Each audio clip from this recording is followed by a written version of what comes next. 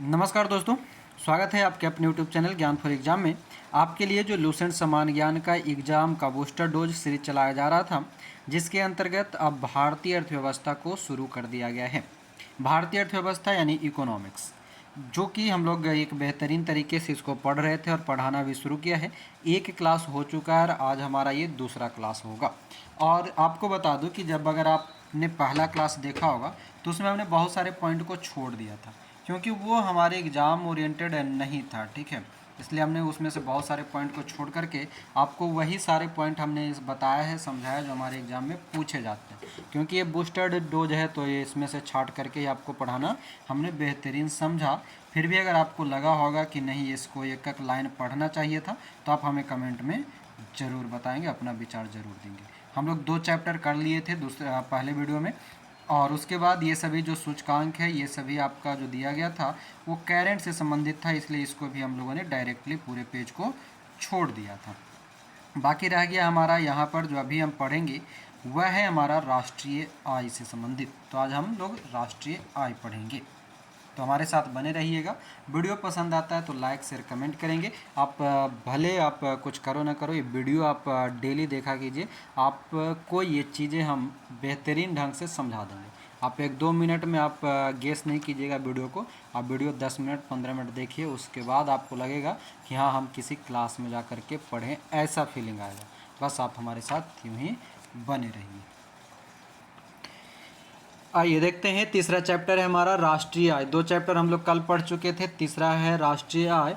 और आप लोग को फिर से बता दें कि जैसे कल करवाए थे, जो जो मेन पॉइंट था वही बताए थे, और उसी प्रकार से आज भी हम बताएंगे। आपके पास बुक रहे तो और बेहतरीन याद रहेगा, यानी कि उसमें अंडरलाइन कर लीजिएगा।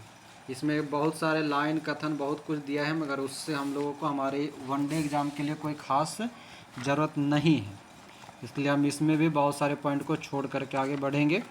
जिनको परेशानी होगा वो बाद में बताइएगा, ठीक है। अभी नहीं बताइएगा, बाद में बताइएगा, फिर कभी फुर्सत में कराएंगे एकदम स्थिर से। अभी एग्ज़ाम पास कर लीजिए, उसके बाद फुर्सत में आइएगा, बता देंगे। पास कीजिएगा तो आइएगा जी, हमने फिर हट आपका करे जाना नहीं, हम न्यू ऐसे करते थे जब 10वां में पढ़ते थे ना, तो 10वां वाले सर बोलते थे मैट्रिक में वैसे ही बोलते थे ना, अरे सब आना मिठाई लेके आना। हाँ सर एकदम जरूर आएंगे, पास कर जाएंगे। तो के तो जाता है 50 गो में 10 गो जाता है, 40 गो उड़ जाता है, भुलाइए जाता है। सर सर आए कि नहीं आए सर, लेकिन रिस्पेक्ट तो हमेशा रहेगा ना सर। आपका नाम जब भी होगा तो दिल में एक रिस्पेक्ट आएगा सर के प्रति। आना नहीं आना तो बात की बात है सर। वो तो है। हाँ, तो फिर सर का हो जाएगा ना, तो वही भैया ये रिस्पेक्ट रखेंगे कि प्यार तो सबसे बना हुआ है ना। वही तो मेरे लिए तो सब एक बात हो समान। जरूरी नहीं है, कनेक्ट हो जरूरी है। चलिए आइए, बहुत अच्छा। हाँ, हम लोग बात करेंगे राष्ट्रीय आय से संबंधित, ठीक है। शुरू में कुछ चीज़ें हैं जो हम लोगों को डायरेक्टली एकदम एक एक लाइन करके इसको पढ़ना पड़ेगा, क्योंकि ये चीज़ें इंपॉर्टेंट है। बाकी जो कुछ डेफिनेशन वगैरह है वो इंपॉर्टेंट नहीं है। तो एक एक करके देखिएगा, सुनिएगा, अपने अपने बुक में अंडरलाइन करते जाइएगा तो और भी बेहतर है। कहता है राष्ट्रीय आय। सबसे पहले तो राष्ट्रीय आय का हमें परिभाषा ही याद रखना होगा कि किसी भी अर्थव्यवस्था में एक वर्ष के दौरान उत्पादित अंतिम वस्तु तथा सेवाओं का मूल्य ही हमारा क्या कहलाता है, राष्ट्रीय आय कहलाता है। याद कीजिए, कल भी ऐसा कुछ हम बताए थे कल की क्लास में कि जो हमारा विकास होता है वो विकास कब निर्धारित होता है, जब हम अपने पूरे एक निश्चित समय अवधि के दौरान जो वास्तविक आय रहता है उसको हम विकास नहीं, समृद्धि कहते हैं, आर्थिक समृद्धि कहते हैं। यानी कि एक किसी निश्चित समय अवधि में जो तय की गई अर्थव्यवस्था होती है और वास्तविक आय होता है, उसको हम लोगों ने कल के समय पढ़ा था आर्थिक समृद्धि, है ना। और आर्थिक समृद्धि में बताइए तो कौन कौन सा 3 गो टर्म में शामिल था, जल्दी से बताइएगा। मतलब कौन कौन सा वृद्धि होता है अगर आर्थिक समृद्धि बढ़ता है तो। जीएनपी प्रति व्यक्ति आय। हाँ, जीएनपी, जीडीपी और पर कैपिटा इनकम जो है ये हमारा आर्थिक समृद्धि के अंतर्गत जुड़ता है, यानी कि बढ़ता है। उसी प्रकार से हमारा जो राष्ट्रीय आय है वो एक निश्चित वर्ष, यानी कि मान लीजिए 2022-23, इसका एक निश्चित जो टर्म होगा उसमें अंतिम वस्तु, और सेवा का मूल्य ही हमारा राष्ट्रीय आय कहलाता है। डेफिनेशन बिल्कुल याद रखिएगा। कहता है कि भारत की राष्ट्रीय आय और प्रति व्यक्ति आय की गणना का प्रथम प्रयास दादा भाई नौरोजी ने 1867-68 में किया था। ये सभी को अब लगभग याद ही होगा। प्रथम प्रयास जो है 1867-68 में दादा भाई नौरोजी के द्वारा किया जाता है। नौरोजी के आकलन के अनुसार 1868 में प्रति व्यक्ति आय 20 रुपया था, जबकि 1911 में प्रति व्यक्ति आय 49 रुपया कौन बताया? तो एफ सिर्रास ने बताया था। इतना आपको याद रखना। फिर कहता है कि स्वतंत्रता प्राप्ति से पूर्व इस दिशा में प्रथम आधिकारिक प्रयास वाणिज्य मंत्रालय द्वारा किया गया। वर्ष 1949 में भारत सरकार द्वारा नियुक्त राष्ट्रीय आय समिति का अध्यक्ष पीसी महालनोबिस थे। ये आपको याद रखना है। यानी कि हमें यहाँ से एक प्रश्न क्या मिला कि राष्ट्रीय आय समिति का गठन कब किया गया? तो 1949 में किया गया। अध्यक्षता कौन करेंगे? पीसी महालनोबिस करेंगे। फिर कहता है कि डॉक्टर आर गाडगिल और BKRB राव जो हैं इसके सदस्य थे। इसकी रिपोर्ट पहली बार 1951 में प्रस्तुत हुई, जिसके अनुसार ये कहा गया कि 1948 से 49 के लिए भारत की राष्ट्रीय आय 8,710 करोड़ और प्रति व्यक्ति आय 225 रुपया था। यानी कि 1948-49 में, यानी कि जब हम स्वतंत्र हुए उस समय हमारा जो आय था प्रति व्यक्ति आय मात्र 225 रुपये।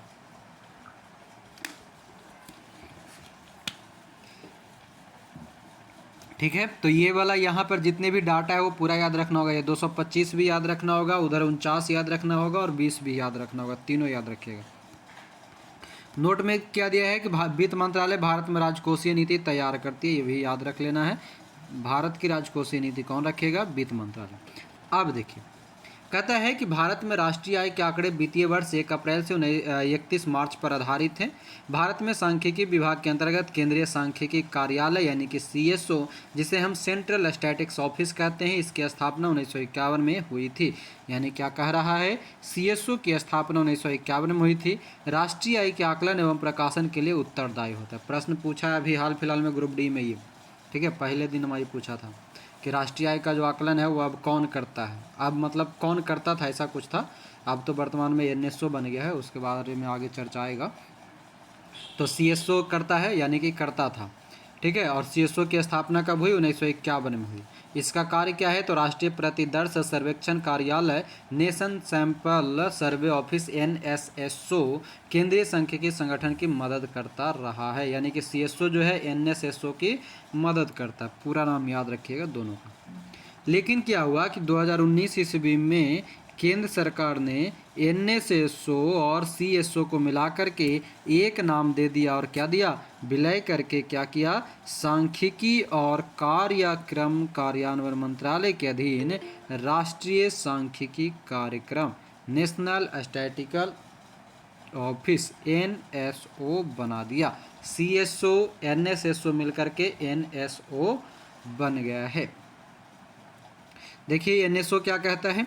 NSO कहता है कि सांख्यिकी और कार्यक्रम कार्यान्वयन मंत्रालय के अधीन 2019 में CSO और NSSO का विलय करके बनाया गया। रंगराजन आयोग, ये याद रखेंगे, रंगराजन आयोग ने राष्ट्रीय सांख्यिकी आयोग द्वारा तथा निर्धारित सांख्यिकी मानदंडों का कार्यान्वयन और अनुरक्षण करने और केंद्रीय और राज्य एजेंसियों की सांख्यिकी गतिविधियों का समन्वय करने के लिए NSO की परिकल्पना की थी। बोरिंग लगेगा मगर ध्यान से सुनिएगा, ये सब हम पहले ही बोले थे, सब रटने वाला चीज़ है, समझने वाला नहीं है। फिर कहता है 3 महानिदेशक, किसके क्या होते हैं? 3 गो महानिदेशक होते हैं, किसके? NSO के, यानी कि नेशनल स्टैटिस्टिकल ऑफिस के। तो क्या क्या? तो एक DG स्टैटिक्स का होता है, दूसरा होता है महानिदेशक समन्वय प्रशासन और नीति का, यानी कि DG एक और होता है जो किसके लिए? कोऑर्डिनेशन एडमिनिस्ट्रेशन पॉलिसी का। और एक और DG जो होता है वो होता है नेशनल सैंपल सर्वे का। और ये तीनों मिलकर के जो है सचिव को प्रतिवेदन देता है। यानी कि एक स्टैटिकल होता है, एक कोऑर्डिनेशन और एडमिनिस्ट्रेशन पॉलिसी होता है और एक नेशनल सैंपल सर्वे होता है। 3 गो DG जो होता है NSO को समन्वित करता है। आगे आइए, अब देखिए यहाँ पर दिया है राष्ट्रीय सांख्यिकी आयोग NSC है। ये क्या है कि यह रंगराजन आयोग की अनुशंसा के अंतर्गत 2005 में गठित स्वायत्त निकाय है। रंगराजन आयोग ने ही एनएसओ और एनएसएसओ और सीएसओ को मिलाया, और वही रंगराजन आयोग की अनुशंसा पर ही 2005 में एक गठित निकाय बना एनएससी, राष्ट्रीय सांख्यिकी आयोग। कहता है भारत के मुख्य सांख्यिकीविद और सांख्यिकी एवं कार्यक्रम कार्यान्वयन मंत्रालय के सचिव राष्ट्रीय सांख्यिकी आयोग के भी सचिव होते हैं। इसके गठन का उद्देश्य आंकड़ों के संग्रहण के संबंध में देश में सांख्यिकी एजेंसियों के सामने आने वाली समस्याओं को कम करना है। बाकी कुछ न याद रखना है। साइमन कुजनेट्स को राष्ट्रीय आय लेखांकन का जन्मदाता माना जाता है, इसके लिए इनको नोबेल पुरस्कार दिया गया। उसको याद रख लेंगे, किसको, तो साइमन कुजनेट्स को दिया गया है नोबेल पुरस्कार। किसके लिए, तो राष्ट्रीय आय लेखांकन के लिए। अब आइए, अब यहाँ से आपका दिमाग खुलेगा और हम उड़ेंगे, आप लोग भी उड़िएगा साथ साथ। उड़ना पसंद है ना सबको। देखिए क्या कहता है, सबसे पहला आता है राष्ट्रीय आय की लागत। क्या है भाई, देखा जाए। कहता है राष्ट्रीय आय की लागत के अंतर्गत कि किसी अर्थव्यवस्था की आप यानी कि कुल उत्पादित वस्तु और सेवाओं की मूल्य की गणना, मतलब किसी अर्थव्यवस्था की आय मतलब कुल उत्पादित वस्तु और सेवाओं के मूल्य की गणना या तो साधन लागत पर की जाती है यानी कि फैक्टर कॉस्ट पर, या फिर बाजार लागत पर यानी कि मार्केट प्राइस पर की जाती है। तो हमको सिर्फ इतना ही याद रखना है, राष्ट्रीय आय की गणना किससे होती है, फैक्टर कॉस्ट या मार्केट प्राइस। सवाल है आखिर साधन लागत होता क्या है। तो साधन लागत का मतलब, फैक्टर कॉस्ट का मतलब ये होता है कि किसी भी वस्तु या सेवा के उत्पादन में उपभोग या प्रयुक्त उत्पादक कारकों के संपूर्ण मूल्य को फैक्टर कॉस्ट कहते हैं। क्या समझे, अगर आपने कोई भी वस्तु या कोई भी सेवा किया, उसके अंतर्गत उपभोग मतलब उसका खर्च और उसके उत्पादक के कारक मतलब उसका सबस्टांस, वो सभी का जो पूरा मूल्य होता है उसको हम फैक्टर कॉस्ट कहते हैं। और ये कब होता है, इसका आकलन कब होता है फैक्टर कॉस्ट का, ये इम्पॉर्टेंट है कि इन वस्तुओं एवं सेवाओं के उत्पादक उत्पादन के दौरान इन कारकों के लागत का आकलन करते। उत्पादक उत्पादन के दौरान यानी कि वस्तु और सेवा के लिए जो कुछ भी हमारा उत्पादक जो होगा, उस उत्पादक के लिए जो उत्पादन हुआ है उसी समय हम फैक्टर कॉस्ट को वर्णित करते यानी कि निर्धारित करते हैं, और इसके बाद उस वस्तु का सेवा या मूल्य निर्धारित किया जाता है। मतलब समझे, कौन कौन ये बात समझे और कौन कौन नहीं समझे, जल्दी बताइए हमको। फैक्टर कॉस्ट कितने लोग समझे हैं? सर हमको बाउंस कर गया। बाउंस कर गया। और समझ में नहीं आया सर। किनको और कौन कौन कैच किए जो बताइए। एक को तो ऊपर से निकल गया, बाकी सब पकड़ लिए जी। हाँ सर। बड़ा होशियार है सब, बाकी सबको समझ में आ गया, ये वो को न समझ में आया। इतना बढ़िया तो हम समझाए नहीं, इतना बढ़िया हम पढ़ाए भी नहीं, झूठ मूठ खाली हाँ सर पूछेंगे तब बता ना पाइएगा भी। हाँ सर पूछिए, हम बताएंगे। बताइए फैक्टर कॉस्ट क्या होता है।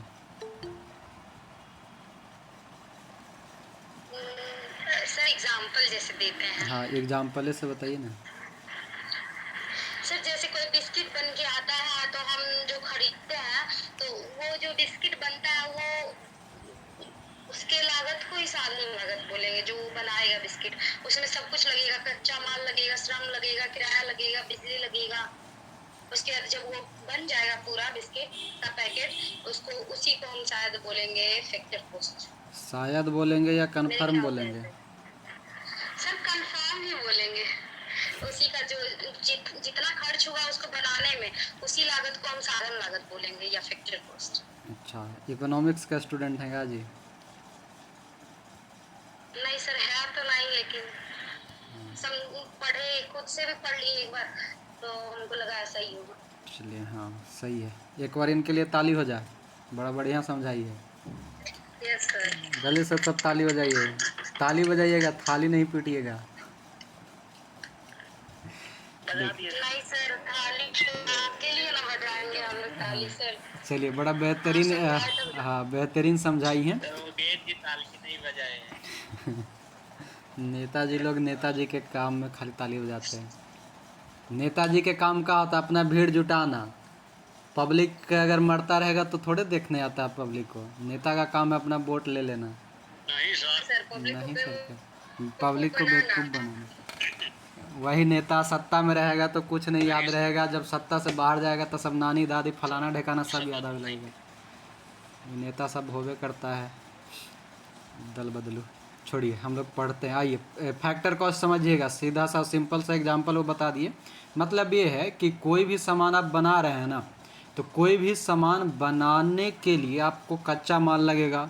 जिस भी तरह का जो उतना भी मटेरियल लगेगा वो सब के ऊपर जितना कॉस्ट पड़ेगा, और वो मटेरियल पूरा तैयार करने के बाद आपको लग गया कि अब इसको बनाने में हमको इतना पैसा लगा है, तो वो कहलाएगा आपका फैक्टर कॉस्ट। सिंपल सा समझिए, वो एग्जांपल दिखाते हैं।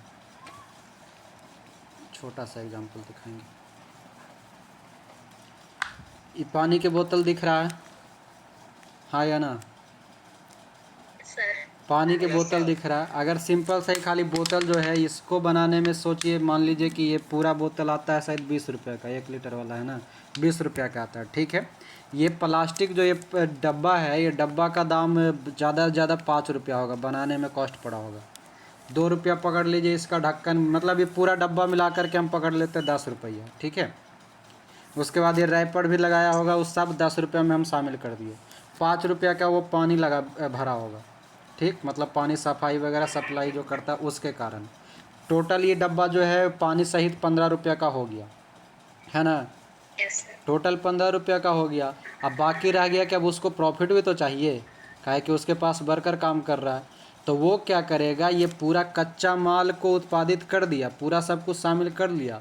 उसके बाद क्या करेगा, अब वो अपना प्रॉफिट को देखते हुए, प्रॉफिट है गवर्नमेंट का टैक्स है, टैक्स तो एक्चुअली मेन होता है कि वो पहले ही सारे सामान पर लग जाता है, फिर भी बाहर से कुछ कुछ न देना ही पड़ता है। वो सब कुछ जोड़ने के बाद उसके पास अगर 15 रुपया खर्चा हो गया, तो 5 रुपया जोड़ करके 20 रुपया इसको पहुंचा दिया, तो ये उसका फैक्टर कॉस्ट है। यानी कि आखिरी मूल्य, प्राइस। किसी भी वस्तु को उत्पादन करने के बाद उसकी मूल्य निर्धारण के लिए जो आखिरी मूल्य होता है, जिस पर बाजार में वो मिल सके, उसको हम कहते हैं फैक्टर कॉस्ट। बात समझ में आया? हाँ, अब आइए, फैक्टर कॉस्ट समझ में आ गया। देखिए नोट में कुछ लिखा हुआ, कहता है कि साधन लागत में सरकार को भुगतान किए गए कर को शामिल नहीं किया जाता। ये चीज़ ध्यान रखिएगा, क्योंकि यह प्रत्यक्ष तौर पर उत्पादन प्रक्रिया में शामिल नहीं होता, परंतु अनुदान यानी कि सब्सिडी प्राप्त की जाती है, उसे साधन लागत में शामिल किया जाता है। कहने का मतलब ये है कि साधन लागत यानी कि फैक्टर कॉस्ट जब होता है तो सरकार को कोई अलग से टैक्स नहीं दिया जाता। क्यों? क्योंकि सब कुछ पहले से जो भी कच्चा माल खरीदता है वो सब पर प्रत्यक्ष रूप से उत्पादित हो जाता है। फिर कहता है कि इस पर कोई अनुदान प्राप्त किया जा सकता है, सब्सिडी आप ले सकते हैं, ठीक है, और जो कि साधन लागत में शामिल होता है। अब आइए मार्केट प्राइस। मार्केट प्राइस भी आपको एक भाषा में, एक लाइन में समझ लीजिए। आपका पूरा सामान बनाने के बाद जो मार्केट में आ जाए, आपका प्रॉफिट के बाद मार्केट में भी जो मार्केट वाला जो बेच रहा है उसको भी तो प्रॉफिट होना मांगता है, ठीक है। यानी कि एमआरपी जो तय होकर के आता है वो, यानी कि वैसा जो कि अप्रत्यक्ष रूप से आए, यानी कि समझिएगा क्या कहता है मार्केट प्राइस। मार्केट प्राइस उसको कहेंगे जो कि पूरी वस्तु के उत्पादन के बाद टैक्स वगैरह सब कुछ जब हम जोड़ देते हैं उसको क्या कहते हैं, मार्केट प्राइस कहते हैं। यानी किसी भी वस्तु को बेचने के लिए उसमें साधन लागत में जो सरकार को भुगतान किया है उसको भी शामिल करके जब हम बेचेंगे तब, मतलब समझिए, जैसा कि हमने पानी का बोतल समझा, 15 रुपया उसने कर दिया, 15 रुपया 20 रुपया में जो 20 रुपया जो आया उसको बनाने में जो सारा पैसा लगा उसका 15 रुपया था, वो उसका फैक्टर कॉस्ट था। अब वो अपना प्रॉफिट वगैरह सरकार का टैक्स वगैरह देने के बाद वो 20 रुपये में जो मार्केट में ला दिया, वो मार्केट में आया हुआ प्राइस वो हमारा मार्केट प्राइस कहलाता है। बात समझ में आया? कोई दिक्कत? वैसा वस्तु, हाँ, वैसा वस्तु जिसके उत्पादन में लगे हुए सभी सामानों पर जितने पैसा खर्च होता है, यानी कि साधन जुटाने में जो पैसा खर्च होता है वो हमारा साधन लागत फैक्टर कॉस्ट कहलाता है। जबकि उस ही वस्तु को मार्केट में उतारने के लिए जो कुछ भी और एक्स्ट्रा खर्च जोड़ करके जो मार्केट में प्राइस दिया जाता है उसको हम मार्केट प्राइस कहते हैं। बात समझ में आ गया? तो उसको कहा जाता है मार्केट प्राइस। बाकी इसमें क्या होता है कि जो मार्केट प्राइस के अंतर्गत होता यूँ है कि साधन लागत में जो अनुदान दिया जाता था इसमें घटा दिया जाता है, उसमें अनुदान को शामिल किया जाता है, सब्सिडी को साधन लागत में, जबकि मार्केट प्राइस में घटाया जाता है, हटा दिया जाता है। ठीक है, ये होता है मार्केट प्राइस। बाकी हमारे एग्जाम में इससे कोई मतलब नहीं है। बाकी देख लीजिए यहाँ पर एगो पॉइंट लिखा होगा कि बाजार लागत जो है वस्तु एवं सेवा की साधन लागत पर अप्रत्यक्ष कर जोड़ने के बाद निकाली जाती है। बस मार्केट प्राइस से यही एक लाइन आपको याद रखना। सेनवैट, केंद्रीय उत्पाद शुल्क, CST, ये सभी वर्तमान में तो GST के अंतर्गत आ गया, तो ये सब लगता नहीं है। वर्तमान में मार्केट प्राइस जो है वो GST के अंतर्गत आ गया है। बाकी अब जाने दीजिए। एक मिनट, अगला क्या है? मूल्यवर्धन की धारणा, कॉन्सेप्ट ऑफ वैल्यू एडेड। अब एक राम कहानी से कोई मतलब नहीं है। जैसे हम समझे मार्केट प्राइस उसी प्रकार से ये भी है। कौन सा? मूल्यवर्धन की नीति। मतलब कि जो कुछ भी जो घरेलू उत्पाद या राष्ट्रीय उत्पाद होता है ना, उसका सही मूल्य निकालने के लिए, उसका सही मूल्य निकालने के लिए यानी कि ओरिजिनल प्राइस निकालने के लिए जो कुछ भी हमको करना पड़े, जो लागत लगता है, यानी कि जो श्रम पूंजी और अन्य साधन, बात समझ रहे हैं? Concept of value added. मान लीजिए आप पानी का बोतल बना रहे थे, वो एगो बोतल बनाने में आपको अगर 2 गो अलग से व्यक्ति काम करने वाला लगा होगा, यानी कि श्रम शक्ति, और वो आदमी तो फ्री में तो कर ना रहा होगा कि तो हमारा डेली एक बोतल दारू नहीं, पानी बना रहे हैं ना, तो एक बोतल पानी पिला देना, हम तुम्हारा काम कर देंगे। पैसा तो ले ही रहा होगा, जो ले जितना पैसा देना होगा वो अपने हिसाब से ले रहा होगा, दे रहा होगा।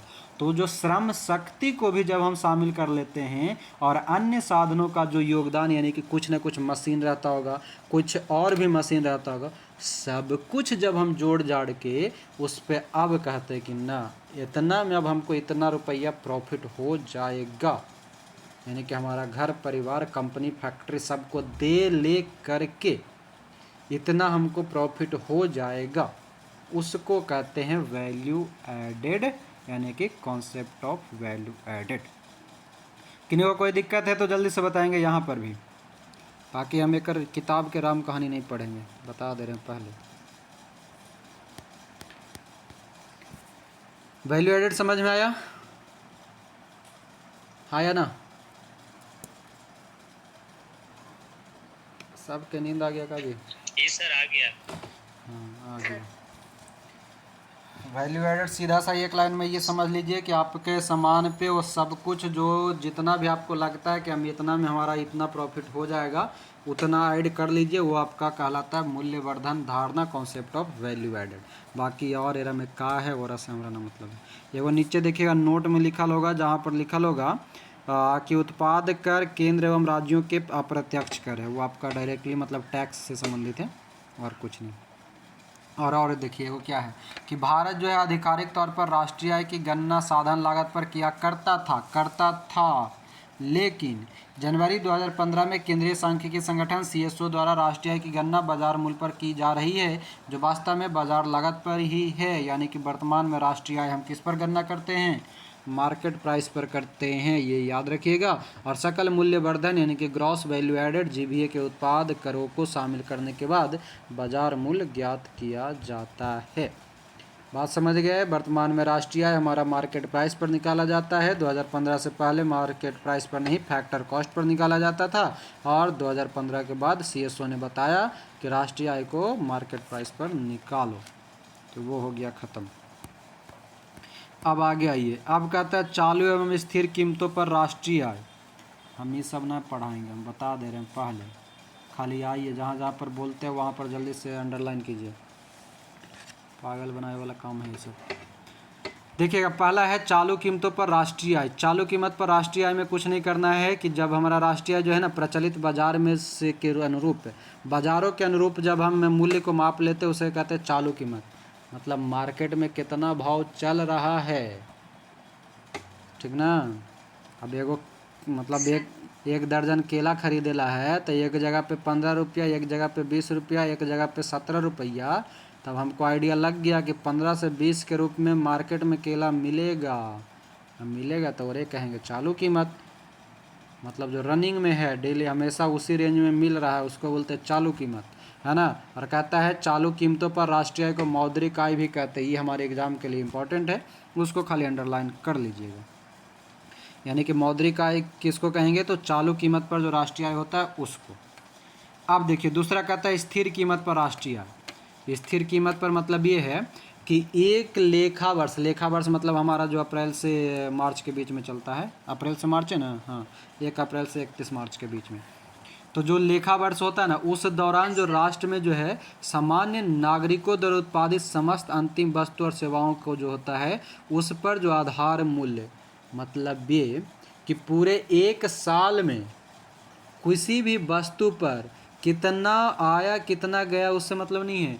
जो वस्तु हमने बनाया, एक जो देश होता है उसके सामान्य नागरिक द्वारा कोई वस्तु उत्पादन किया गया और उस पर जो अंतिम वस्तुओं का जो सेवा होता है उससे हम क्या निकाल लेते हैं, स्थिर कीमत। यानी कि स्थिर कीमत जो है वो एक वार्षिक प्रारूप होता है, जबकि चालू कीमत परिवर्तित होता है 2-4 मतलब दिनों में परिवर्तन, आप उसको कह लीजिए कि डेली दर डेली, महीना, सप्ताह, 10 दिन में परिवर्तन होता रहता है, उसको कहते हैं चालू कीमत।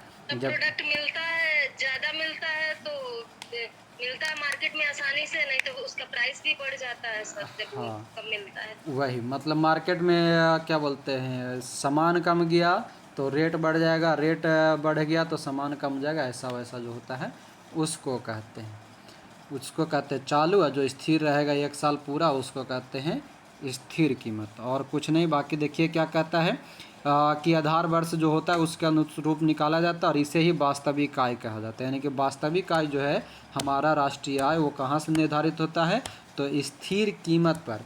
काहे कि चलता फिरता वाला का कोई गारंटी नहीं है। आज हम 50 रुपया कमाए, कल 10 रुपया कमाएंगे, कल 100 रुपया कमाएंगे, यानी कि आखिरी में हमको एगो एवरेज निकालना पड़ जाएगा, है ना। जबकि राष्ट्रीय आय क्या है कि एकदम अंतिम में बच खुच करके जो बच जाए, हम कितना कमैलियो, कितना खैलियो, कितना खर्चा किलो, रस मतलब नहीं है। आखिरी साल मतलब कि इस साल के अंतिम दिन तुम जितना बचा के ला के दिया, आपके पोट्री में जितना है वह हमारा राष्ट्रीय आय कहलाता है। डेली कितना कमा रहे हैं, नहीं कमा रहे हैं, जितना कमाइएगा और हमें से कुछ ना कुछ खर्चे हो जाएगा, तो वो हमारा चालू कीमत के अनुरूप चलता है। क्लियर है। और कहता है किसी देश के आर्थिक विकास का सही सूचक स्थिर कीमत पर राष्ट्रीय आय है, ये हमको याद रखना है। फिर कहता है नोट में कि प्रचलित बाजार मूल्यों पर प्रति व्यक्ति आय में से मुद्रास्फीति की वृद्धि दर घटाने पर स्थिर मूल्यों पर प्रति व्यक्ति आय प्राप्त होती है। ये लाइन बड़ा इंपॉर्टेंट है, क्या कि प्रचलित बाजार मूल्यों पर प्रति व्यक्ति आय में से मुद्रास्फीति की वृद्धि दर घटाने पर स्थिर मूल्य पर प्रति व्यक्ति आय प्राप्त होती है। यानी कि प्रति व्यक्ति आय कैसे प्राप्त होगा, तो मुद्रास्फीति की वृद्धि और बाजार मूल्य पर प्रति व्यक्ति आय ये दोनों को घटा देंगे तब। यानी कि कहता ये है कि प्रचलित मूल्य पर प्रति व्यक्ति आय की वृद्धि दर का मूल्य स्थिर कीमतों पर प्रति व्यक्ति आय की वृद्धि दर के मूल्य के सापेक्ष अधिक होता है, यानी कि मुद्रास्फीति के अंतर के बराबर होता है। न समझ में आया तो भी कोई दिक्कत नहीं। इधर से बाकी आपका देखिएगा, ये वो चीज़ वाइजा पर बड़ा खतरनाक पूछ दिया था, ठीक है। ये देखिए यहाँ पर लिखा होगा कि किसी भी देश के राष्ट्रीय आय में निम्न में से शामिल नहीं किया जाता है किसको किसको। और ये जानते हैं क्या में पूछा था 2213 दरोगा में पूछ लेता, पीटी में सेकंड शिफ्ट में पूछा था। ये वाला देखिए विदेशों से प्राप्त उपहार, और 6ठा नंबर ऑप्शन देखिए, जो 6ठा नंबर पॉइंट लिखा हुआ है ये वाला पूछ दिया था, दिमागे हिला दिया था। तो देख लीजिएगा कौन कौन सा राष्ट्रीय आय में शामिल नहीं है। तो मध्यवर्ती वस्तुओं के मूल्य को, पुरानी वस्तुओं के मूल्य को, घरेलू सेवाओं अथवा कार्य को, वित्तीय परिसंपत्ति जैसे अंश पद, ये सब ऑप्शन में था दिया था, मतलब मिला के एक जगह दे दिया था। अंशपत्र, ऋण पत्र, ये सभी का विक्रय, हस्तांतरण, भुगतान यानी कि पेंशन, वजीफा, लॉटरी और विदेशों से प्राप्त उपहार, ये सभी को हम राष्ट्रीय आय में गणना नहीं करते हैं। बात समझ में आ रहा है? मध्यवर्ती वस्तुओं के मूल्य को, पुरानी वस्तुएं के मूल्य को, पुराना जो हो गया उसको भी हम शामिल नहीं करते राष्ट्रीय आय में। घरेलू सेवा अथवा कार्य में, हमारा घरेलू सेवा में जो हमको कुछ मिल रहा है वो भी नहीं शामिल करते हैं। हमारा अंश पत्र है, ऋण पत्र है, बिक्री है, क्रय विक्रय, उस पर भी नहीं करते हैं। लॉटरी जीतना, वजीफा लगना, पेंशन मिलना, पेंशन भी हमारा जो है राष्ट्रीय आय में नहीं आता है। और सबसे बड़का बात है कि विदेश से प्राप्त उपहार हमारा राष्ट्रीय आय में काउंट नहीं होता है। ठीक है, तो ये 3-4 गो पॉइंट जो है टैक्स लगता है सर। हाँ, पुरानी वस्तु का मूल्य, अंश पत्र, ऋण पत्र, पेंशन, वजीफा, लॉटरी और विदेशों से प्राप्त उपहार, ये सब को हम राष्ट्रीय आय में शामिल नहीं करते हैं कि प्रश्न पूछा हुआ है। फिर कहता है कि राष्ट्रीय आय की गणना, हाँ बोलो। के बारे में कुछ बता दीजिए। आएगा सब आ जाएगा, अभी सब आएगा। मुद्रास्फीति, आपका डिवैल्यूशन, सब कुछ एक साथ आएगा, एक दिन सब कुछ पढ़ाएंगे आपको, टेंशन नहीं लीजिए। शुरुआत तो शुरू से अंत भी हम करेंगे, तो सब आता है, आखिरी में मिलेगा। ठीक ना? कोई दिक्कत नहीं होना चाहिए। नहीं सर। हाँ, आता है, मुद्रास्फीति से ही सबसे क्वेश्चन पूछता है, तो सब हम लोग आखिरी में पढ़ेंगे। ठीक है, दिक्कत है तो बोलिए, अभी समझा देंगे। क्या? नहीं सर, यहाँ तक तो कोई दिक्कत नहीं है। चलिए ठीक। हाँ, तो अब आगे आइए, कहाँ पर थे? क्या कह रहा था कि राष्ट्रीय आय की गणना के लिए उत्पाद पद्धति और आय पद्धति दोनों का सहारा लिया जाता है। उत्पादन और आय, मतलब आपके यहाँ कितना उत्पादन हो रहा है, उत्पादन होगा तभी ना आय आएगा, तो ये दोनों प्रणाली को अपनाया जाता है। देखिए, उत्पादन पद्धति किसको कहते हैं कि इसके तहत माल और सेवाओं के शुद्ध मूल्य वृद्धि का आकलन किया जाता है। प्रयोग जो है कृषि, वानिकी, पशुपालन, खनन और उद्योग क्षेत्र में किया जाता है। इसको मूल्य वर्धित पद्धति के नाम से भी जाना जाता है, ये आपको याद रखना है। मूल्य वर्धित पद्धति किसको कहा जाता है? उत्पादन पद्धति को कहा जाता है। मतलब ये कि कोई भी वस्तु, माल, सेवा बना रहे हैं, वो सभी का जो मूल्य में वृद्धि होता है उसके आकलन को क्या कहा जाता है? मूल्य वर्धित कहा जाता है। ठीक है, चलिए आगे देखिएगा। एक है आय पद्धति। आय मतलब वही हो गया कि आने जाने, परिवहन, प्रशासन, व्यापार, ये सभी में जो जीडीपी वगैरह का आकलन किया जाता है उसको आय पद्धति कहते हैं। बाकी हमारे एग्जाम के लिए इम्पोर्टेंट नहीं है। नोट में देखिए क्या कहता है कि आय विधि से राष्ट्रीय आय का आकलन करते समय अवतरित आय को शामिल नहीं किया जाता है। प्रश्न पूछा हुआ है कि आय विधि से राष्ट्रीय आय के आकलन करते समय किसे शामिल नहीं किया जाता है? तो अवितरित, वितरित मतलब बंटवारा, अवितरित मतलब न बंटवारा। ठीक ना? तो जो अवितरित आय रहता है उसको शामिल राष्ट्रीय आय में नहीं किया जाता। मतलब ये हो गया ना, अवितरित का मतलब समझिए। मान लीजिए कि आपके पास 100 रुपया है और आपको किसी को 20 रुपया देना है, मगर वो अभी तक आप नहीं दिए हैं, तब तो आप कहिएगा कि हमारे पास 100 रुपया है, मगर वो 100 रुपया आपका नहीं है। आज न कल आप वो 20 रुपया देवे कीजिएगा जिसको देना है उसको, तो वो अवितरित आय कहलाता है। यानी कि आपके पास जो बेसिक है वो 80 रुपया ही है, आपका अपना 80 रुपया है। 20 रुपया आज दीजिए चाहे कल दीजिए, चाहे कल होकर के आपके पास 200 रुपया भी हो जाएगा, तो 200 में से 20 रुपया आपको देना ही पड़ जाएगा उस आदमी को, तो उसको बोलते हैं अवितरित। तब वही हमारा क्या कहता है, राष्ट्रीय आय का एक ही कॉन्सेप्ट है, अंतिम वस्तु और अंतिम आय, अंतिम मूल्य। तो अंतिम मूल्य कौन? जो हमारा बच खुच करके सब कुछ निकाल करके जो आखिरी में बच जाता है वो हमारा राष्ट्रीय आय होता है। तो वही बोला कि आय विधि से जब हम राष्ट्रीय आय निकालते हैं, आय विधि का मतलब वही पैसा, जितना आपको इनकम हुआ उस इनकम में से आप किसी को कर्ज देना है, मतलब कर्ज नहीं, मतलब आपका पैसा देना है किसी को, किसी प्रोडक्ट का पैसा बाकी है और पैसा आपको देना है। आप कहिएगा कि ना हम तो अभी 100 रुपया हमारे पास है, 100 रुपया का 100 रुपया मेरा है, तो 100 रुपया आपका नहीं है, उसमें से 20 रुपया आपको किसी न किसी को अगर देना है तो 20 रुपया काट करके बाकी जो बचा वो आपका है। इसको ऐसा आय को कहते हैं अवितरित आय। अब आइए, अब यहाँ पर आपका आगे जो दिया है वह है सबकी राष्ट्रीय आय की विभिन्न अवधारणाएं तथा उनके बीच संबंध है। जिसके लिए दो गो होता है, एक घरेलू उत्पाद, एक राष्ट्रीय उत्पाद, यानी कि डोमेस्टिक प्रोडक्ट और एक नेशनल प्रोडक्ट। एजा पर एक दो चीज़ समझिएगा, बाकी और कुछ नहीं। देखिए क्या कहता है घरेलू उत्पाद। घरेलू का मतलब होता है घरे के अंदर, इतना तो सब समझ ही रहे होंगे।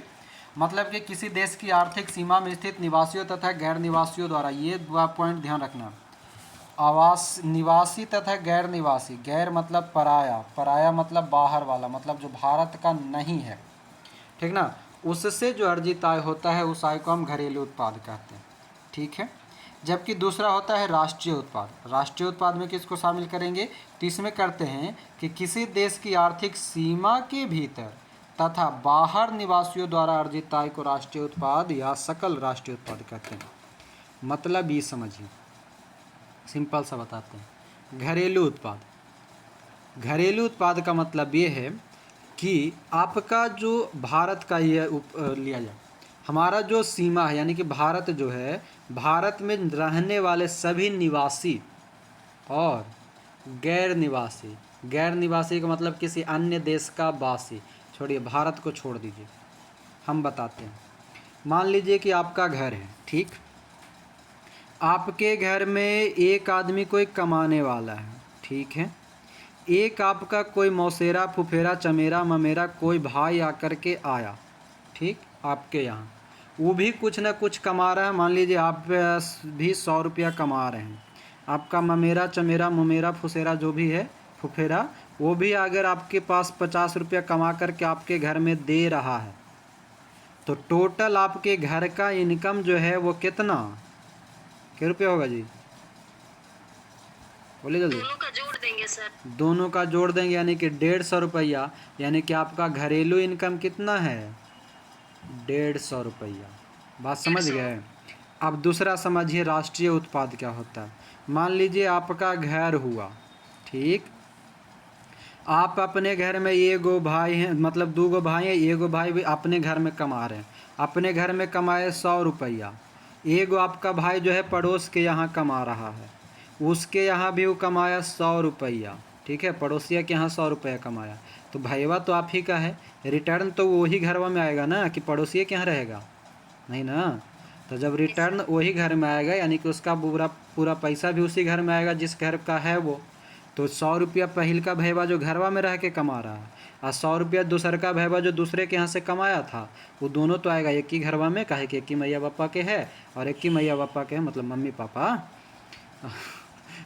एक ही माता पिता के है। इंटरनेशनल लेवल पे सर जोड़ेंगे तो दोनों का अलग अलग, जैसे अलग अलग देश में कमा रहा है, तो अगर कभी जोड़ा जाए देश लेवल पे तो यहाँ पे नहीं जोड़ा जाएगा, उसका अलग ही जोड़ा जाएगा, भले वो यहाँ का है। वो आता है उसका दूसरा, राष्ट्रीय आय की बात हो रहा है तो विदेश का बात ही यहाँ नहीं आएगा, तो राष्ट्रीय आय की बात हो रहा है वो तो दूसरा चीज़ है, उस पर अभी हम आएंगे, वो जीडीपी जीएनपी में आता है वो सब, उसको छोड़िए ना, अभी जीडीपी जीएनपी में घुसेंगे तब। अभी तो हम घरेलू उत्पाद और राष्ट्रीय उत्पाद का बात कर रहे हैं, उत्पादन का, ठीक है। तो बात समझ में आया सीधा सीधा सा, राष्ट्रीय उत्पाद और घरेलू उत्पाद का। जी सर। अपने देश में अपना देश का आदमी और गैर देश का आदमी दोनों मिलकर के जो काम करेगा, घरेलू उत्पाद। दूसरा ये होता है कि अपने देश का आदमी और अपने ही देश का आदमी दूसरे देश में जाकर के कमाए, उसको कहते हैं राष्ट्रीय उत्पाद। क्लियर है, दोनों एक साथ। चलिए, तो ये हो गया आपका दोनों समाप्त। बाकी और ये में जो कुछ दिले है, परिभाषा दिले है, मतलब जोड़ घटाव, कि घरेलू आय में निवासियों का हिस्सा प्लस घरेलू आय में गैर निवासियों का हिस्सा, परिभाषा में ही वो तय हो चुका है। राष्ट्रीय उत्पाद क्या कहा कि घरेलू आय माइनस शेष विश्व को भुगतान की गई साधन आय प्लस शेष विश्व से प्राप्त की गई साधन आय, या घरेलू आय माइनस शेष विश्व से निवल प्राप्त। निवल प्राप्ति का मतलब जाने क्या, निवल प्राप्त मतलब होता है एकदम परफेक्ट। परफेक्ट का मतलब जानते हैं कुछ होता है। यहाँ पर देखिए इसका राष्ट्रीय उत्पाद का सूत्र फॉर्मूला जो लिखा वो समझिए, घरेलू आय माइनस करना है शेष विश्व को भुगतान की गई, मतलब ये है कि हमरा ही कोई कमा रहे है तो वह तो कोई देश के कोनो घर के आदमी होते तो वो अपना घर में लेके जैते, आ जहाँ हम कमा रही हुआ वाला आदमी हमरा ही अते, तो दोनों के हिस्सा तो बराबर है ना। अगर कोई आपके यहाँ कमा रहा है, कोई आपके घर वाला किसी और के यहाँ कमा रहा है, तो दोनों के पैसा एक दूसरे जगह ट्रांसफ़र होएगा। होगा तो उसको दोनों को घटा करके जो बच गया वही हमारा निवल कहलाता है। यानी कि आगत और निर्गत दोनों में जो प्रॉफिट लॉस जो हो जाए वही हमारा निवल कहलाता है। तो उसी को कहा कि शेष विश्व को भुगतान, यानी कि मान लीजिए बांग्लादेश वाला हमारे यहाँ है, तो बांग्लादेश वाला को तो कुछ पैसा देवे करेंगे, वो अपना पैसा लेके जाएगा ना अपना यहाँ। और बांग्लादेश वाला आदमी, अगर भारत वाला आदमी बांग्लादेश में है तो बांग्लादेश वाला पैसा लाएगा ना जी हमारा यहाँ। तो मान लीजिए कि बांग्लादेश वाला आदमी हमारे यहाँ से 100 रुपया कमा के गया, और भारत वाला आदमी जो है वो बिहारी था, तो 100 रुपये में थोड़े मानेगा, वो सीधे 200 रुपया कमा के आ गया। तो 100 रुपया के अंतर हो गया, यानी कि हम 100 रुपया ज़्यादा कमा लिए, तो 100 रुपया जो है वो हमारा राष्ट्रीय उत्पाद में शामिल हो जाएगा। ठीक है, तो इसी को कहते हैं क्या है,